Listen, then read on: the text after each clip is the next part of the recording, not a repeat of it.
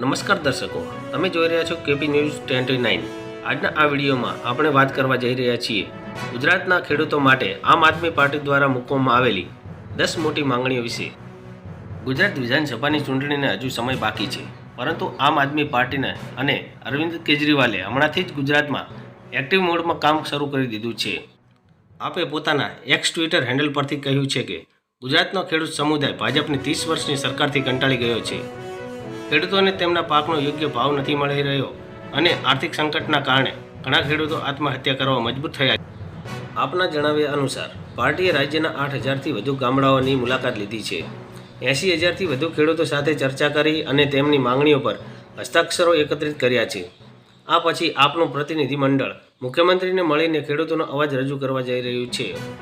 આપ સાથેની મુલાકાતમાં ખેડૂતોની 10 માંગણીઓ રજૂઆત કરવામાં આવી છે। તમામ એપીએમસી બજારોમાં ભાવ ઘટાડાની ગેરરીતિને તાત્કાલિક બંધ કરવી તથા દોષિતોને જેલમાં મોકલવા। 2.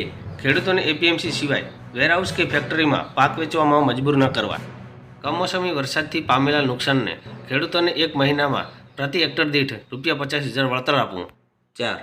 તમામ ડેરી યુનિયનો દ્વારા દૂધના ભાવનો તફાવત સીધો ખેડૂતોના ખાતામાં જમા કરવો તથા ખેડૂતોને દરરોજ 12 કલાક મફત વીજળી આપવી।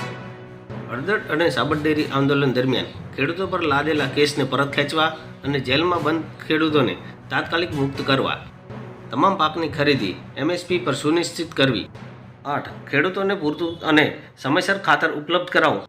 9. શેરડીના ખેડૂતોને બાકીની રકમ તાત્કાલિક ચૂકવી અને બંધ ખાડની મિલોને ફરીથી શરૂ કરવી। કપાસની ખરીદી સીસીઆઈ દ્વારા ડિસેમ્બરથી નહીં પરંતુ 1 ઓક્ટોબરથી શરૂ કરવી।